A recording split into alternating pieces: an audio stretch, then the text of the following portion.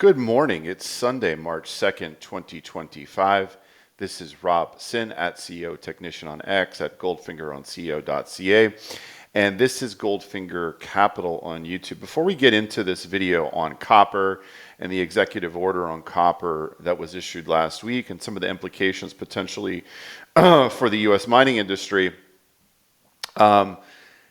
please, if you enjoy my content, if you appreciate all the free content and premium content that I put out, please hit the like and subscribe button. It helps us to get a wider audience, better guests, and greater traction for this content. Most of my content obviously is market focused, a lot of it on precious metals, base metals, mining industry, junior mining, and even a sprinkle of biotech from time to time.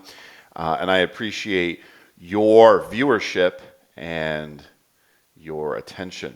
So let's get into this. So this was Tuesday afternoon, I believe. The administration makes an executive order putting U.S. copper mining into focus. Okay, and this AP article is actually really excellent. So please take a look at this and actually read it. It's full of good information.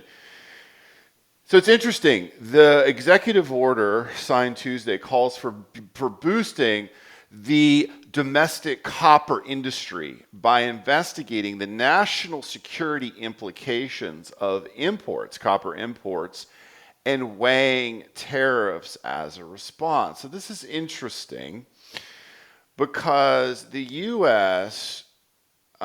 Does import about half of its copper consumption, right? We have substantial copper mining in Arizona, Utah, even a little in Michigan, a tiny bit in Michigan. And, you know, there's pretty strong evidence that there's a lot of copper in the ground in Idaho, and a lot more to be found in Arizona and maybe in Utah and maybe even a couple of other places, right? So there's no question the U.S. has a significant endowment of copper in the earth. The question is actually the financing and will to extract it, to actually mine it, right? And permitting of mines in the U.S. has been a very challenging process for the last several decades, right? I won't get into that in more detail, but just, you know, suffice to say, it's very challenging, it's very time consuming, it's very expensive, and that is very demotivating for the mining industry to try to invest in ore bodies in the United States, right? So that's why we don't have that big of a mining industry, despite the fact that the U.S. is a very large country with a big endowment of minerals in the earth. And also, we have Alaska. I forgot to mention Alaska. We got a lot of copper in Alaska too. There's a lot of mining in Alaska. But there's also a lot of, you know, deposits that are in Alaska that are stalled. Pebble, Ambler, etc. There's more, but those are the big ones. And so we need the political will and we need the support for the industry because frankly, the mining industry has a very challenging payoff profile. The way these things work is the mining companies explore, they take risks to try to find something that costs money with no guarantee of payoff. In fact, there's a higher probability that they're going to just lose the money because that's just how it works. The odds are not in favor of finding something that is economic, right? So they have to explore. Then if they find something, they have to advance it through various studies, PEA, pre-feasibility, then eventually a bankable feasibility study if it gets to the point where it's going to be a mine. And then they have to permit it and construct the mine, right, with a lot of infrastructure. All of this takes a lot of time, minimum 10 years, more likely 15 to 20 years, the total process from the exploration through to being an operating mine, right? 15 to 20 years is a reasonable time frame based upon what we've seen over the last several decades in the U.S., right? All of this takes a lot of money, a lot of time, a lot of money. And then eventually, once you're permitted operating mine, well, you finally might have a shot at some cash flow, right? But that's the problem, right? Time value of money. A lot of investment has to be made with no guarantee of a payoff. And then in some circumstances, there could be an accident, right? Once the mine is in operation, there could be an accident that could cause it to be shut down. Or in some other jurisdictions, like we saw in Panama, recently, or even in Mali, the government could just tell you, oh, you can't work here anymore, you got to pay us more, right? So they could change the rules of the game in the middle of the game. So it's very risky, right? And so when the cost of capital is high and it's a long timeline for the investment to pay off, and it's unclear how much actually will have to be invested to actually get to the point of generating cash flow, it's pretty daunting for a lot of these companies, right? And so what needs to happen, I believe, is the government actually has to support the mining industry, because the mining industry has been the enemy of government for a very long time in the West, okay? In the US, even in Canada, a mining country, the administration that's been in office for the last decade has been a real enemy of the industry. And in Mexico, we've seen that as well. Another prolific mining country. I mean, such a long history of mining. So much of the economy has been built on mining. Roads and key infrastructure have been built by mining, right?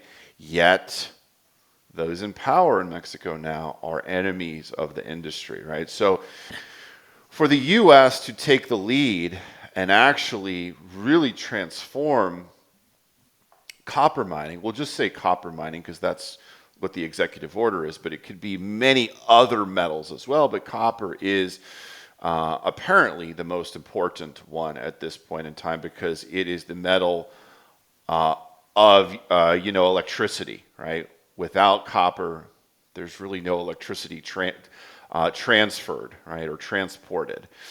And so we're in a period of the world where we're consuming much more energy, whether it's for data centers or charging EVs or just major population centers. Everything runs on power, and power, requires copper. So copper is a strategic metal, and the Trump administration has clearly identified that, and they've also identified that China dominates the smelting and the refining of copper. So basically all the processing of copper is done outside the US. There are 2 copper smelters in the US, but it's not enough. It's not nearly enough, right? And especially if we're going to go from half of our copper consumption coming from abroad, we're going to need to build much more copper processing, key infrastructure like a smelters, and refineries, right? So the administration has identified this, and they said we're going to investigate the national, security implications of importing so much of our copper and having the processing part of the supply chain being abroad, right? Like, it's one thing to mine it, you mine the copper ore, but to actually get it into a copper cathode or a form of high purity copper, 99.9% copper, that can be used for key industries like EVs or AI data centers or what have you, there's a pretty intense process that's involved in that, right? And the U.S. doesn't have that infrastructure, right? We just don't. We sent it abroad a long time ago, back in the 90s and 2000s, and there's been an underinvestment in the metals and mining industry for several decades. So this is interesting. I can tell you what their investigation is going to find. That yes, it is a risk to the security of the United States to have so little key infrastructure for the metals and mining supply chain, right? And so it could mean a new day for U.S. copper mining, right? Copper is used in so many key industries. It is the most important, metal today. There's no doubt about it. And then we also see this article from mining.com about Rio Tinto bets on Trump support for the Resolution copper mine in Arizona, right? So Resolution is the largest high-grade copper ore body in the U.S., in the Americas, quite frankly, that remains dormant, right? It has not received its final federal permits. And just this one mine, this one potential future mine, could meet 25% of U.S. copper consumption. Right? It's that big of a deposit. It's that big. It is massive. It's a monster.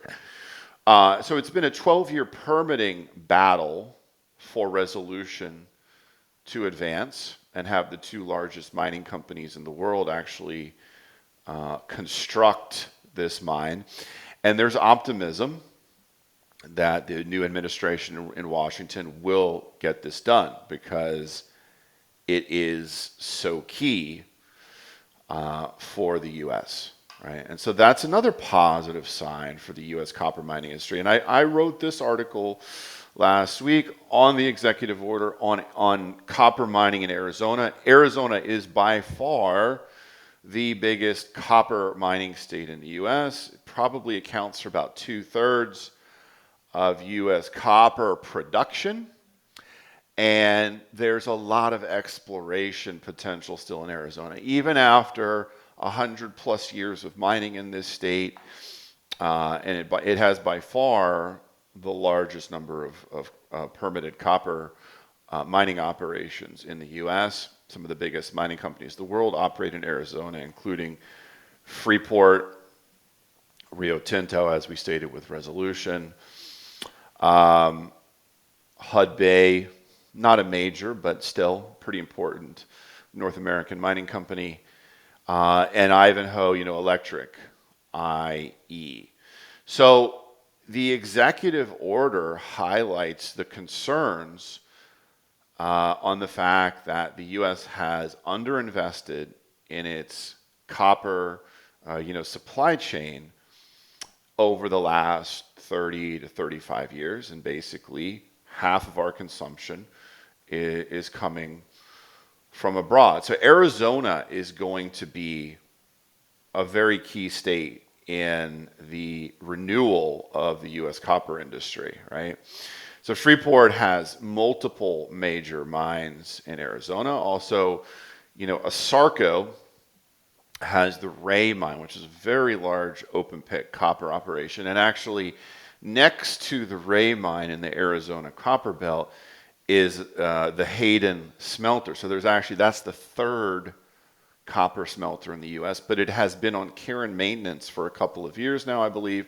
There's some talk that it could come back online, and certainly with what the administration is talking about with copper, well, that seems pretty likely. So that's a potential third functioning copper smelter in the U.S. And here are some of the feasibility permitting stage projects, copper projects in Arizona. Resolution, Rosemont has had a lot of permitting challenges near Tucson. Florence Copper, that one is supposed to be in production by the end of this year. That's very interesting.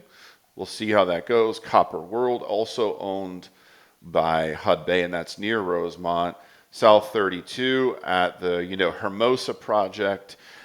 and the Gunnison Copper project in southern Arizona. So this is actually interesting. This is a pretty small company. It's about a 50 million market cap. The symbol is GCU on the TSX in Canada. But this will be in production, according to the company, in the second half of this year. Now, granted, it's not a big mine. It's not going to be a big operation, but it has the potential to ramp up over time to something substantially larger. Okay, but this is very interesting. You can read this article, learn about the Gunnison Copper project and the Johnson Camp Mine project. They're both owned by the same company, which is GCU on the TSX. So there will be some mining operations moving into production in Arizona over the next year. And there's a bunch of them that, if permitted and if financed, could be in construction over the next several years, including Resolution. But we have to be realistic about Resolution. It's such a big deposit. It is so deep. Even if it was permitted tomorrow, even if they got all the construction financing ready, this is not going to be a producing mine for a minimum of 5 to 6 years, and probably realistically more like 7 to 8 years. Okay, that's just being completely frank about the situation. These things just don't happen that fast. The Bingham Canyon Mine, which is owned by Rio Tinto, their Kennecott, department, basically. It's the Rio Tinto operation in the U.S. It's called Kennecott. So the Bingham Canyon Mine, this is absolutely unbelievable mine. It's been operating for over 100 years. It's the biggest open pit, deepest open pit mine in the world, over 1,200 meters deep. So the pit is over 1,200 meters deep. That's almost a mile deep, right?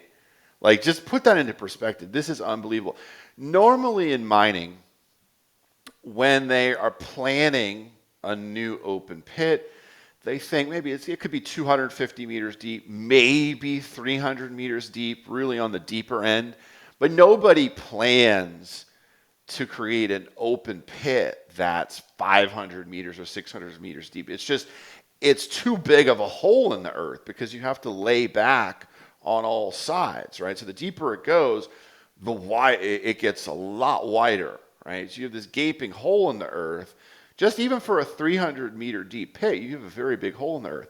To do a kilometer deep, holy cow. And this is over a kilometer, 1,210 meters deep and going. But Bingham Canyon's been in operation since the early 1900s. They are running out of ore. And even though, Rio Tinto, Kennecott continues to invest in expansion and keeping this mine going, it's very unlikely it's going to be operating for more than another 10 years. Okay, like maybe they can push it to 2032 or 2033, but it's getting really long in the tooth.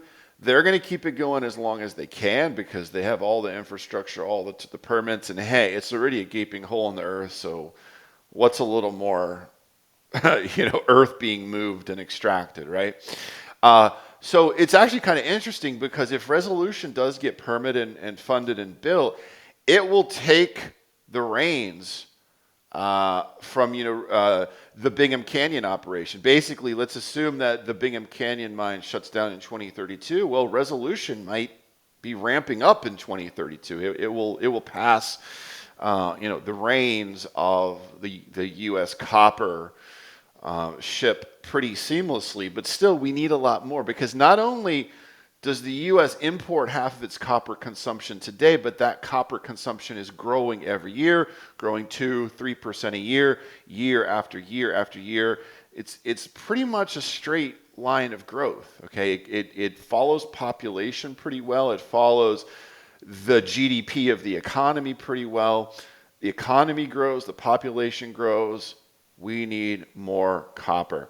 So let's talk about different U.S. copper companies. So the producers, the company's in feasibility and permitting stage. They've already found the ore body. They're ready to build a mine as long as they get permitted.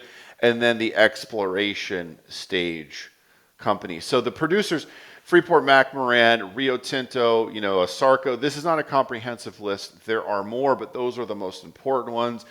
And basically, most of their operations are in Arizona, the copper state.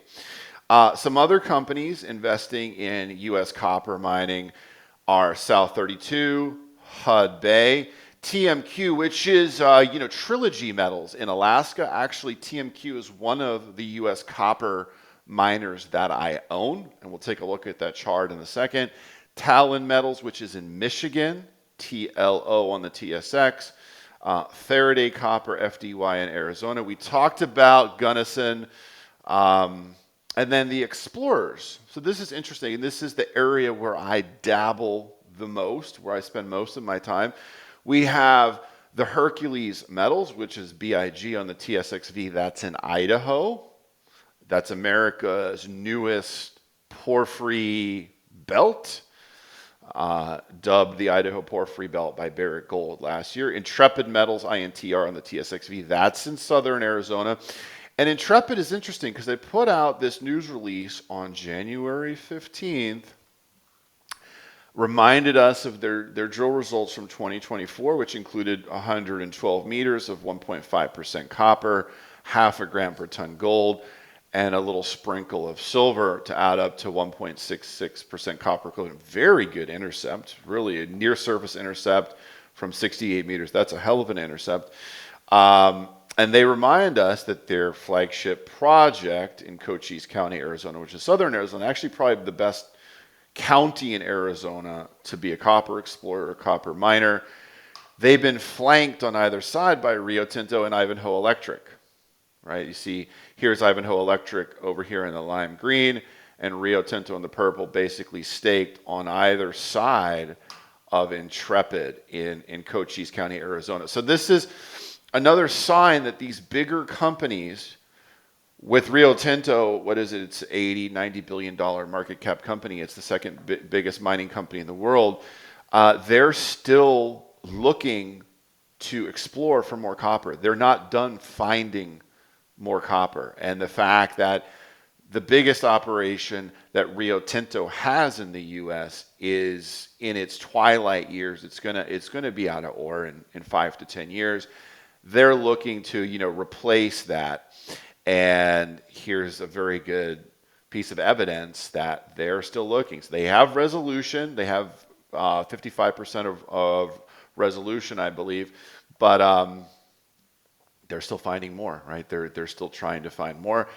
And the fact that you have a little junior like Intrepid with a $21 million market cap, and it's being flanked by a $1 billion company and a $70 billion company on either side. Well, that's good evidence that they're probably doing the right things, that they've got a pretty good property, and the drill results that they produced in 2024 caught the attention of these larger companies. So for me, if you're looking to do due diligence on some of these companies, that's a good place to start. Where are the majors staking? Where are the majors acquiring ground? Where are the majors investing? Where are they focused? Where are they looking? And then back to Hercules Metals in Idaho. So here's their presentation, the title, Advancing America's Newest Porphyry Copper Belt, right? And then if we scroll down, I'm not gonna go into Hercules in great detail because, well, it's been done in many other places. Just look at my YouTube channel or my Substack. But Barrick Gold. So Barrick is not a producer. It's not a producer in the U.S., at least not copper producer. But they're now an explorer. Barrick is a big gold producer in the U.S. and Canada and other parts of the world, including Africa. But they've become an explorer. They're a pure explorer in Idaho. They staked over 100,000 acres of ground throughout the Idaho Porphyry Belt, and they basically ring-staked the Hercules grounds here in the darker shade of blue, and Scout Metals here in orange, and Rio Tinto in red. Isn't that interesting? Kennecott staked this ground to the south of Hercules, but they didn't.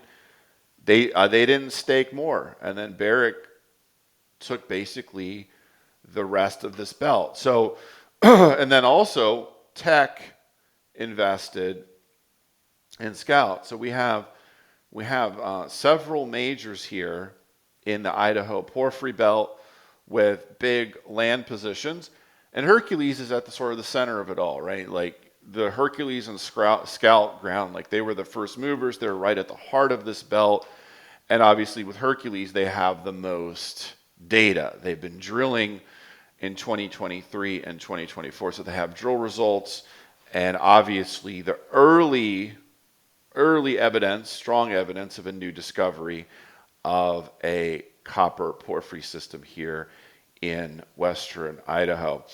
And then I'll just go through a couple other ones.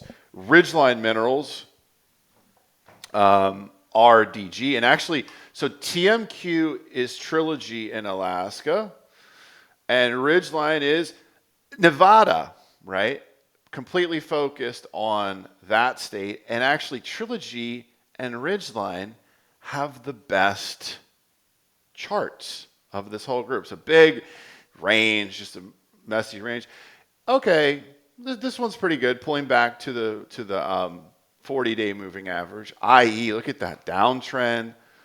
Hud Bay, oh man, they released earnings, got whacked. Rio Tinto, Freeport, downtrend. BHP, same thing. Like, look at these majors. The biggest copper producers in the world all have pretty yucky charts, even though copper itself is in an uptrend, right? That's very interesting to make note of. Copper is absolutely in an uptrend here early in 2025, and the biggest copper producers in the world are basically stuck in neutral or even slightly downtrending. Well, I guess Rio Tinto is slight uptrend from the beginning of the year, but still, this chart is not particularly inspiring, and Hud Bay is actually in a downtrend, so is Idaho Electric. But the explorers, like Ridgeline, are actually looking pretty good. So I own, Ridgeline, I own Big.V, and I own Trilogy, TMQ, of these companies that I have highlighted here today. So this is my little list. It's an incomplete list of U.S. copper mining stocks. Definitely maybe a place for you to start your own due diligence, your own research on these companies, and maybe find some more that I have not highlighted here today.